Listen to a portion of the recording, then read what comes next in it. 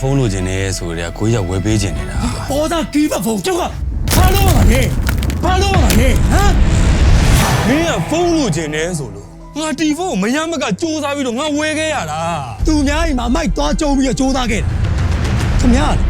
ကျုပ်တို့မောင်တော်ကတတ်တိတ်ကချနေရမေးကွာငါတို့မိသားစုတိတ်ကချတဲ့ကောင်မေးကွာဖယ်စမ်းပါစီမံမှာအမိုက်သိမ့်နေတဲ့ဖိုးထောင်ဆိုတဲ့ကောင်အကိုတော်ကရှက်နေကြတာပေါ့ဟုတ်လားဟုတ်တယ်လေညီမလေးအကွာလမ်းဘေးမှာအမိုက်သိမ်းနဲ့စီပင်ဝင်နေဆိုတာတော့သူတို့သိသွားလို့ရှိရင်ညီမလေးဘယ်တော့မှတိတ်ခါကြလဲကိုကြီးအဲ့တော့မတွေ့မိဘူးလားငယ်မပြောမနေပါနဲ့ဟာကိုကြီးကပညာမှမတတ်တာဒီလိုတွေဒီအရွယ်ရောက်ဒီအကုန်ကြီးကအစအစရအနစ်နာခံပြီးကျွေးမွေးပြုစုစောက်ရှောက်လာတဲ့ကျေးဇူးပေါ်မှာမထောက်ကွာတန်ဆိုးပါကွာတန်စိတ်တယ်မင်းခိုင်မဝင်နေဟုတ်ကျွန်တော်မှ TV ရောကရှိနေဒုက္ခပါပဲဟာညီမလေးလည်း TV ရောကဖြစ်နေတယ်နဲ့ထမင်းတူတူမစားကြပါဘူးထမင်းလက်ဆောင်အတူမစားချင်ကြဘူးဟုတ်လားမင်းကပြောလိုက်ပါလား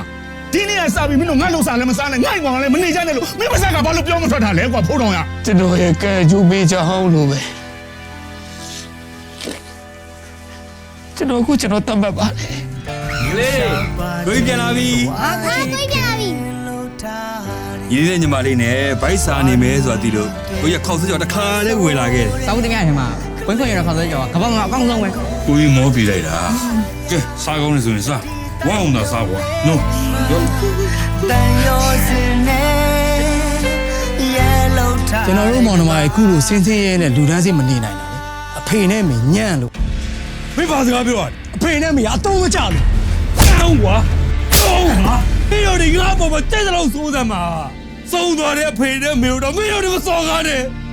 ငါဘယ်တော့မှခွင့်မလို့ဘူး